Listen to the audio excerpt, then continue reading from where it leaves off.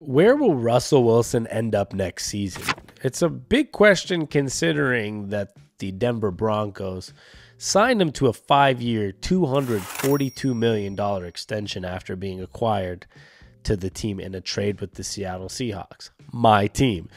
It was a really weird situation for a Seahawks fan like me, considering that Russell Wilson was the best quarterback in franchise history and maybe the best player in franchise history. It's a really tough one to determine based on the fact that he's your quarterback and you won your only Super Bowl with him as the quarterback. So a lot of times that becomes the top player in a franchise's history.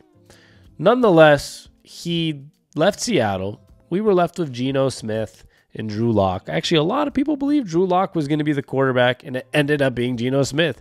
And he ended up outplaying Russell Wilson the next 2 seasons, which is a really odd thing to see. But that's where they are now. And now Russell Wilson's owed $37 million in 2025 and invests in March of 2024 at the beginning of the NFL calendar year.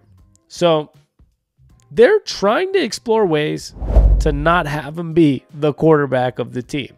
And I think Russell Wilson, I'm starting to ease up on him because I love what he did with the Seahawks, and I don't think he was as bad as we make it seem, but the Broncos are obviously done with him. It seems like Sean Payton's done with him. It's from day one, we should have known it's not going to work when he said, I had to tell Russ to stop kissing babies. You're not a politician. That's a bad way to start with a new head coach that you paid a lot of money as well. Russell Wilson threw for 3,070 yards, 26 touchdowns, 8 interceptions. While he also had 341 yards and 3 touchdowns with a 7-8 record in 2013 and 15 starts. He even got benched at the end of the season. And the benching was probably to prevent injury. It was probably so they could trade him if they wanted. It was to test out other things. It was kind of the beginning of the end. He didn't like it, obviously. And it didn't sit well. And now we're looking at a situation where he looks like a player that's going to be on the move next season. I don't think he likes Sean Payton in the organization right now. I don't think they like him back. Not saying he's a bad person, because if you know Russell Wilson, he's pretty much as high character as you can get for a quarterback in this league.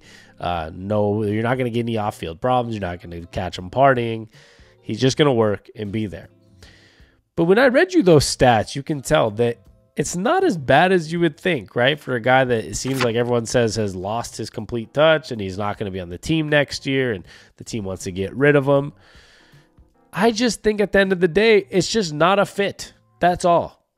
He fit in Seattle. It worked the way it was. It worked in the beginning the way it was working with a run game and a good defense, and it worked at the end of Seattle. And obviously there was some regression, but it worked. It just hasn't worked in Denver. The magic plays aren't there. The chemistry, whatever it may be, isn't there. There's no player-coach relationship, maybe like it was Pete Carroll and Russell Wilson. And it looks like it's just coming to an end. Now, the question is it Russell Wilson not being as good? Is this going to happen anywhere? Or is there another team that's going to be a good fit for him? I believe he's going to work. I'm not going to say that he's going to win a Super Bowl. I'm not going to say he's going to go back to being the Russell Wilson he once was in Seattle. But when you look at a 26 touchdown, 8 interception year, 300 yards on the ground with 3 touchdowns, 3,000 passing yards, 7-8 with a team that obviously is just not clicking, I don't see why it wouldn't work somewhere else if there was maybe some good, really good coaching and a good roster. Now, if we look at the odds, it is very interesting. As of right now, Chad Johnson, yes, NFL legend Chad Johnson, claims that a little birdie told me, I said this many shows ago, that Russell Wilson's coming over to the Steelers.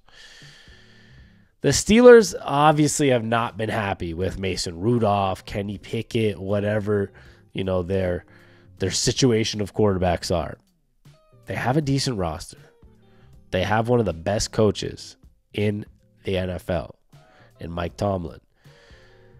They're not going to want to stick with Mason Rudolph or Kenny Pickett. They obviously, Mitch Trubisky's off the team. He got cut, and they signed him as an expensive backup. Can the 35-year-old Russell Wilson, though, turn this whole thing around? If you ask me, looking at the situation that they were almost, the Steelers never have bad seasons, and they weren't bad again this year. To add Russell Wilson over a Kenny Pickett or Mason Rudolph, he probably can recreate a decent run in Pittsburgh. And that's why he's favored there. Maybe, I don't know, maybe there's a contract restructure that can happen. There's a good agreement he can have with the coach and see what happens there. Now, they might have to cut him, and then obviously it's going to put a lot of money on Denver, and Russell Wilson's going to have to figure it out moving forward. But right now, the odds are really stating what Chad Johnson's saying. The Steelers are heavy favorites to land Russell Wilson. They're a minus 250 favorite, like far ahead of any other team on DraftKings to land Russell Wilson. The Raiders come after that at plus 550, which I think would be interesting. Him and Antonio Pierce are just polar opposite personalities, it seems like, for a Russell Wilson type of quarterback. And then it's followed by the Falcons at plus 650. And then the Broncos, keeping Wilson's, listed at plus 750.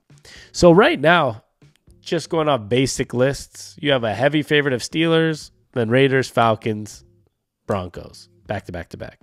And I'm going to give you a grade just to keep this simple. For the Falcons, I would give it an A+ if they got Russell Wilson. And for him, it's an A+ situation. Kyle Pitts, Bijan Robinson, Drake London, indoor stadium, a warm conference in general, Tampa Bay and Carolina, places like that. We're not talking about him being in the cold like he was here in Denver, or going to Pittsburgh where it could get cold. That seems like a nice idea. I would give it an A+ if he goes to the Falcons. Steelers, I'll give it an A-. Mike Tomlin, a good system, great ownership, great fan base that would love him. They'd eat that up if he plays well. They probably won't. They will not eat it up if he plays bad, but they will eat it up if he plays good. I'll give that an A-. The Raiders, I'd say like a C. I just don't think it would work there. I don't think the organization's ready to fully compete yet. I don't know if the coach-to-player matchup is a good matchup there. I just don't see it happening. And then the Broncos, give it an F. It didn't work.